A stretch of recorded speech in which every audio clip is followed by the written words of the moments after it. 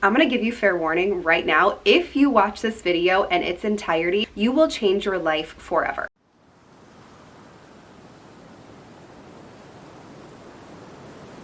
If you've been feeling stuck, if you've been wanting to make a change in your habits, in your health, in your life, in your career, even in your relationships, you need a copy of the book that I'm going to talk to you about today. Today I want to share with you some of my biggest takeaways and lessons that completely altered my brain chemistry. They altered how I show up.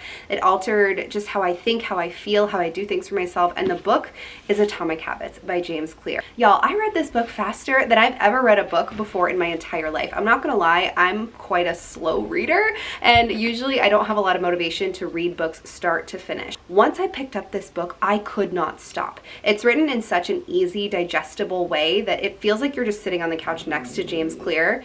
My puppy's next to me, she just yawned.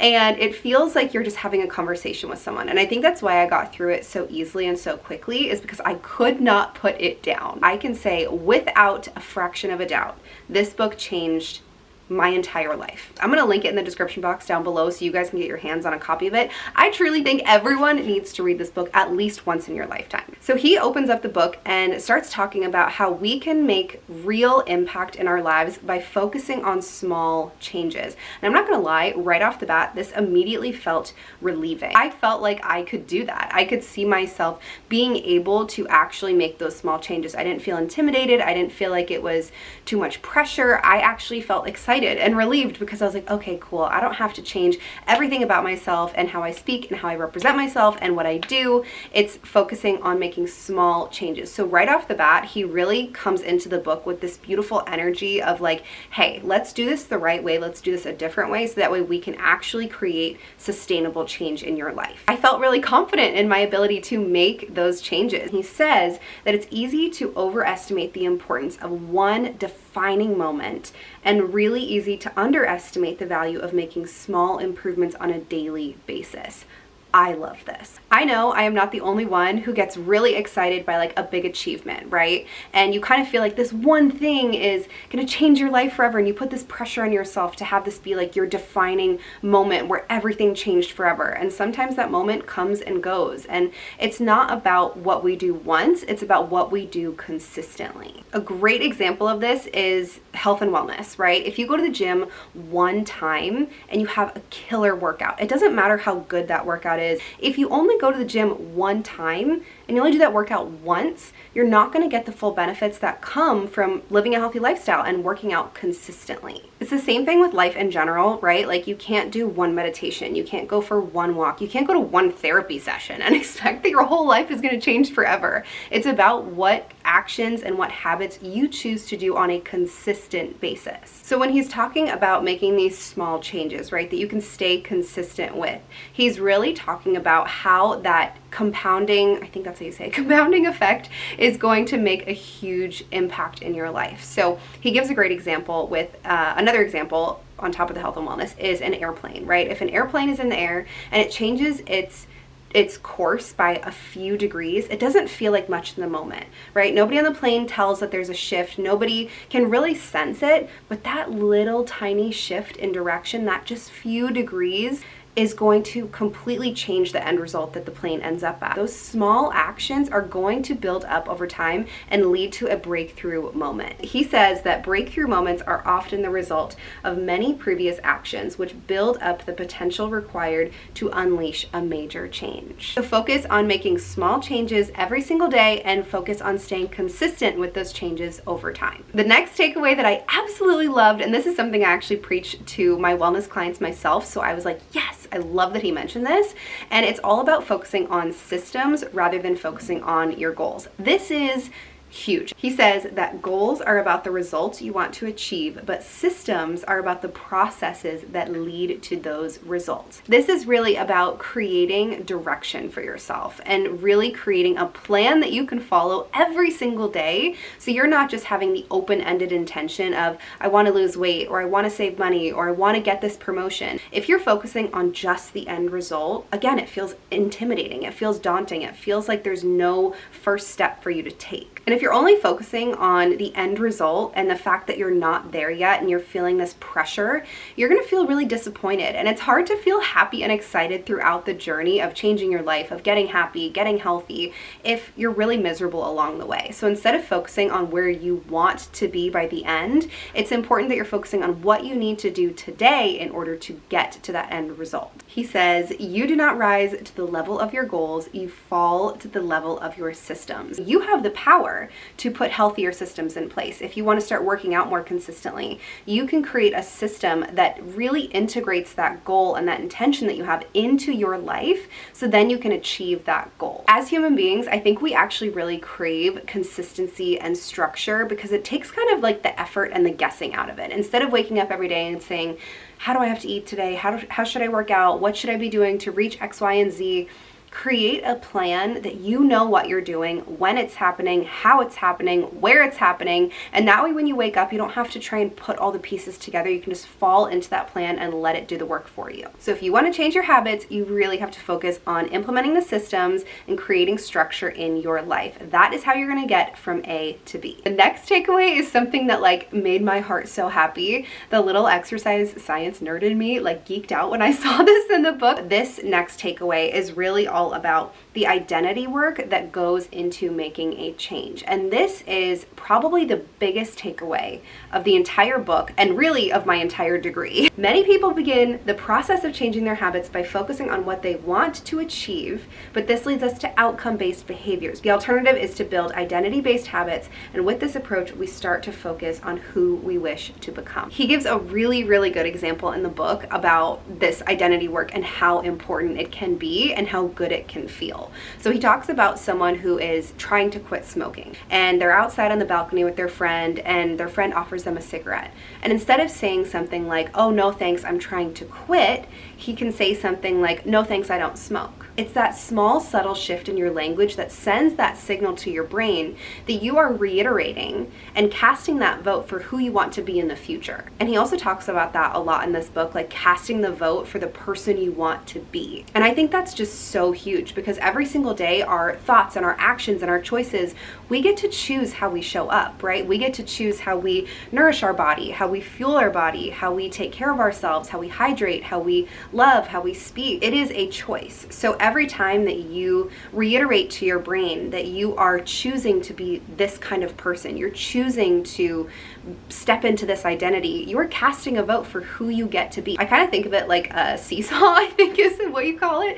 And it's like if you keep casting votes for this person over here who has unhealthy habits, who speaks negatively to ourselves, who has a spending problem, or who can't get healthy, who's not consistent with their workouts, the more that you keep doing and following through on the actions of that person, like the seesaw is going to go this way. But the more you cast those votes for the person over here who you want to become, the more the seesaw is going to go like this. It's going to even out, and one day it's going to go like this. So you have to continuously choose who you want to be and really start stepping into that version of you who you keep waiting to step into. You have to step into that person right now, today. This takeaway really just drove home the importance of how we speak about ourselves and how we represent ourselves and how we speak to others about ourselves. And the words that you say matter because the words that you choose and how you choose to identify yourself, how you choose to speak about yourself, it creates your identity. And your identity is going to create the actions that you take. Once the identity component is in place, everything else will align. I promise you that. So he shares the 2 steps to identity change, and it's so simple, and I love this. He says, decide the type of person you want to be,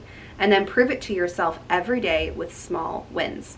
It's as simple as that. And that's probably my favorite, biggest takeaway of the whole book is about the identity work and really stepping into and identifying as the kind of person that you want to become, identifying with the habits that go along with that person, how she speaks to herself, how she shows up, all of that good stuff. The next takeaway is all about habit loops. Now, I love this. Again, I learned about this in college, but I think it needs to be shared in this video because if you can understand where your unhealthy, negative habits are coming from, you can then implement healthier ones and rewrite those old unhealthy ones that you want to get rid of. So he talks about how there are 4 parts to what make up a habit, right? There's the cue, the craving, the response, and the reward. So let's break that down and give you an example of an unhealthy habit and then how you can turn that unhealthy habit into a positive one. So an unhealthy habit loop with that structure would be something like the cue is that let's say you walk into the mall and you see and you smell that delicious Aunt Annie's pretzel station, right? Like, we're all human, okay? We all want the pretzel.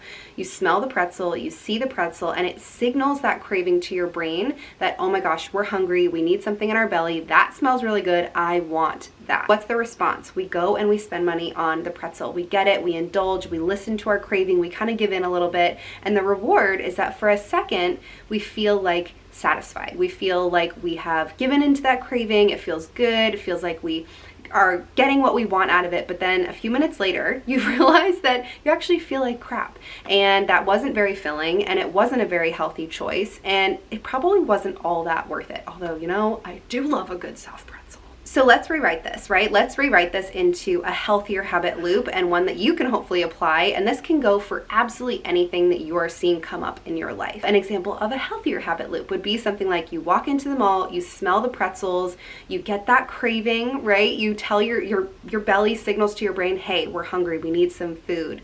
That next response is a choice. Right? You choosing to go for the pretzel or you choosing a healthier option is a choice. Maybe it's saying something like, okay, I know you're hungry.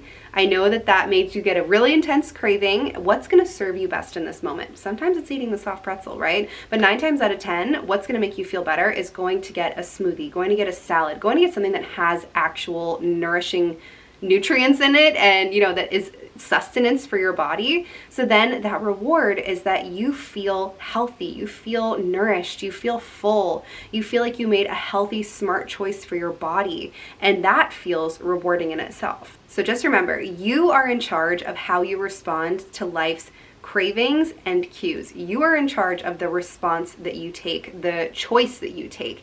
You are responsible for all of your actions and everything that you choose to do on a daily basis. And I don't want you to feel intimidated by that. I want you to feel empowered by that and think like, wow, I have the choice to choose my life. I have the choice to choose every single action in my day with intention. You have to start to choose how you want to respond to what life is throwing at you and be more intentional with your choices. Okay, I have 2 more lessons for you. This is so long, but I just had so many takeaways from this book. I have to share them with you. So the next lesson that really changed my life, my mindset, my habits, my daily routine, and that is how much your environment impacts your life, your results, your health, your mindset, absolutely everything. He says inside of the book, you don't have to be the victim of your environment, you can be the architect of it. And I love that because I think a lot of the time if you live with roommates or you have a partner who's messy or unhealthy or you have kids around all the time, I think a really easy kind of excuse that we like to go off of is, oh, well, everyone was eating unhealthy, so I just ate unhealthy, or everyone slept in, so I slept in. This part of the book really changed for me how I chose to spend my time and who I choose to spend my time with. He talks a lot about creating a space that supports the identity that you're trying to step into. So creating a space that keeps you inspired, keeps you focused on your goals. So you have to ask yourself, like, how would the best version of me keep my space? What does my dream environment look like? What does an inspiring space feel like? And this is really where you want to focus on making things obvious. And I love this. This is going to be such a game changer for you if you want to really implement a new habit in your life. You have to make it obvious. If you want to become a morning workout person, you want to start waking up at 5 a.m., getting your workout in, put your workout clothes on your nightstand so they're there right when you open your eyes. Let's say that you want to start drinking more water in the day. Put a mason jar of water at the end of the night before you go up to bed. Put a mason jar of water next to your coffee pot. So before you go to make your coffee in the morning, that signal, that cue sends a message to your brain and says, chug that water before you get that coffee. He says that habits can be easier to change in a new environment, and that is because you have a fresh start and a clean slate.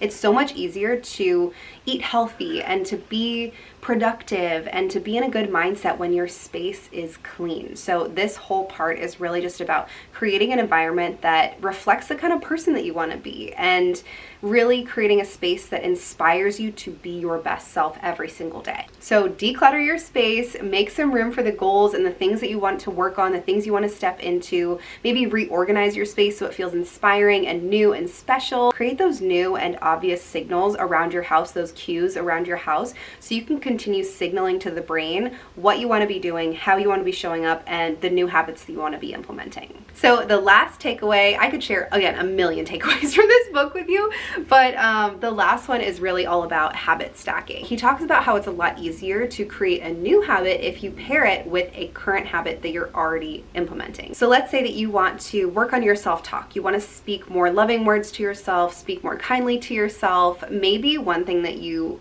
pair, right, is your positive self-affirmations with a habit you're already doing, like brushing your teeth. So when you're brushing your teeth in the morning, look at yourself in the mirror and speak those positive affirmations to yourself, or at least think them, right? Pair that new habit with something you're already doing. Maybe you have a goal of wanting to become more flexible and work on your mobility, and you find that you watch Netflix most nights after dinner. If you're watching Netflix from 8 to 10 p.m. or whatever time you watch Netflix from, make a little timer in your phone from 8 to 8:30 or 30 minutes throughout that little part where you're already sitting down and watching TV to do some stretching, to do some yoga, and do some mobility. Pair the new habit with something that you're already doing. This is going to make it so much easier because you're not trying to completely rewrite your entire life, your entire habit, your entire routine.